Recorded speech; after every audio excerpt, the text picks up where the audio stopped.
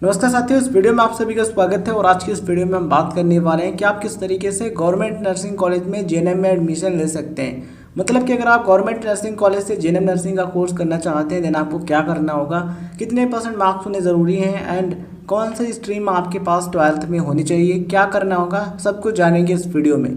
साथ ही JNM nursing का जो कोर्स है ये 3 साल 6 महीने का होता है। 3 साल का कोर्स होता है और 6 महीने की आपको इंटर्नशिप करनी होती है। इस तरीके से इसमें 3.5 साल यानी कि 3.5 ईयर्स लग जाते हैं। इस कोर्स को करने के बाद आप नर्सिंग की फील्ड में अपना करियर बना सकते हैं, स्टाफ नर्स बन सकते हैं, नर्सिंग ऑफिसर की पोस्ट पर अप्लाई कर सकते हैं, इंडस्ट्रियल नर्स और भी कई सारी जॉब प्रोफाइल हैं, उन पर आप काम कर सकते हैं जेएनएम करने के बाद।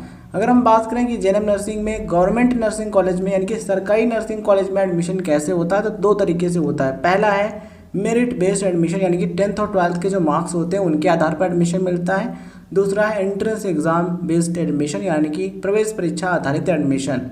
तो कुछ कॉलेजेस क्या होते हैं, कुछ सरकारी कॉलेज 10th और 12th के मार्क्स के आधार पर एडमिशन देते हैं स्टूडेंट्स को, और कुछ कॉलेजेस एंट्रेंस एग्जाम यानी प्रवेश परीक्षा कराते हैं और उस प्रवेश परीक्षा में स्टूडेंट्स के जैसे मार्क्स रहते हैं उसके आधार पर एडमिशन देते हैं। तो यहाँ पर अब आपको देखना है कि आप कहाँ पर अप्लाई करने जा रहे हैं और उसमें किस तरीके से एडमिशन हो रहा है। क्या 10th और 12th के मार्क्स के आधार पर एडमिशन हो रहा है या फिर वहाँ पर आपको एंट्रेंस एग्जाम देना होगा। इस चीज़ को हम आपको एग्जाम्पल से समझाएंगे, इसलिए वीडियो के एंड तक ज़रूर बने रहिए।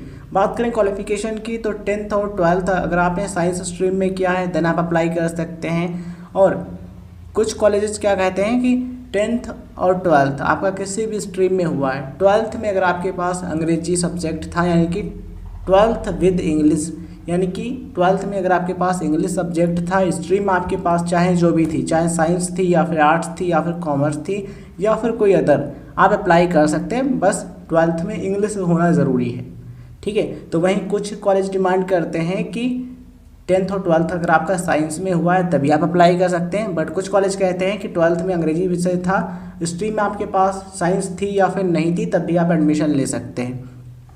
इस चीज़ को हम आपको एग्जाम्पल से बताने जा रहे हैं। साथियों यहाँ पर आप देख पा रहे हैं ये जो एप्लीकेशन फॉर्म है यहाँ पर क्या लिखा है कि 10th और 12th यानी 10वीं और 12वीं यानी कि इंटरमीडिएट। तो 10th और आपका जो इंटर है यानी कि जो 12वीं है, ये अगर आपका साइंस स्ट्रीम में यानी कि विज्ञान वर्ग के साथ हुआ है देन आप इसमें अप्लाई कर सकते हैं। आप देख पा रहे हो मेंशन है, और यहाँ पर ये भी लिखा हुआ है कि अगर आप एक जनरल या फिर ओबीसी कैटेगरी कैंडिडेट हैं देन आपके 12th में कम से कम 45% मार्क्स होने चाहिए। और अगर आप एक एससी या फिर एसटी कैटेगरी कैंडिडेट हैं देन 12th में अगर आपकी कम से कम 40% है तब भी आप अप्लाई कर सकते हैं। तो परसेंटेज भी यहाँ पर मेंशन किया गया है। आई होप आपको समझ में आ गया होगा।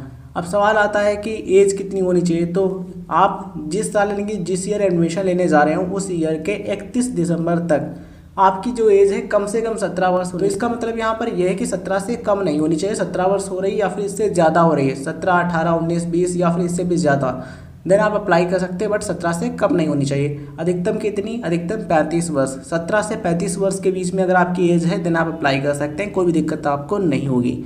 जेएनएम नर्सिंग का जो कोर्स है इसको लड़के और लड़कियां दोनों ही कर सकते हैं, मतलब कि इसमें male and female both candidates apply कर सकते हैं। और यहाँ पर हम बात करते हैं एंट्रेंस एग्जाम की। तो कुछ कॉलेजेस क्या कहते हैं कि एंट्रेंस एग्जाम सबसे पहले आपको क्लियर करना होगा, उसके आधार पर आपको एडमिशन मिलेगा, डायरेक्ट एडमिशन नहीं मिलेगा। यहाँ पर आप देख पा रहे होंगे Uttar Pradesh university of medical sciences Saifai Etawah, इस यूनिवर्सिटी का जो एप्लीकेशन फॉर्म है रिलीज हो चुका है और लास्ट डेट आप यहाँ पर देख पा रहे होंगे साथियों।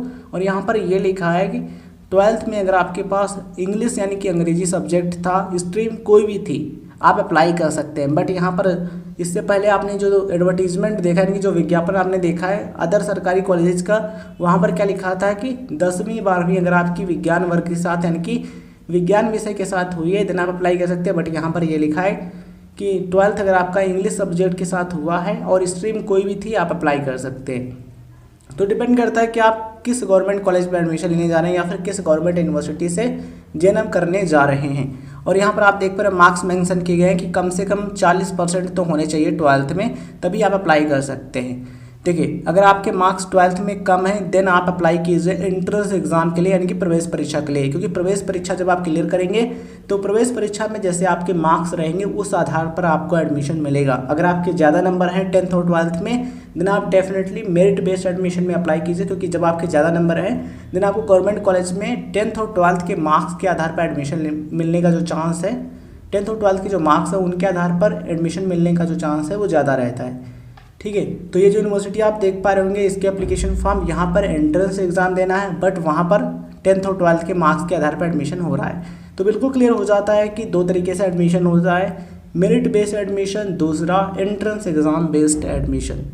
ठीक है। अगर आप डिटेल में जानकारी चाहते हैं जेएनएम के बारे में, देन डिस्क्रिप्शन में आपको वीडियो का लिंक मिल जाएगा या फिर एंड स्क्रीन पर वीडियो मिल जाएगा, देख लीजिएगा, कोई भी कन्फ्यूजन नहीं रहेगा जेएनएम नर्सिंग कोर्स के बारे में। साथ ही ये जो हमने एग्जाम्पल आपको दिया है, एक 10th और 12th के मार्क्स के आधार पर एडमिशन वाले एप्लीकेशन फॉर्म का, दूसरा यूनिवर्सिटी का जो एंट्रेंस एग्ज़ाम है उसका। तो यहाँ पर ये जो एप्लीकेशन फॉर्म है, आप चाहें तो अभी भी उनमें अप्लाई कर सकते हो, क्योंकि उसमें लास्ट डेट है 31 जुलाई 2023।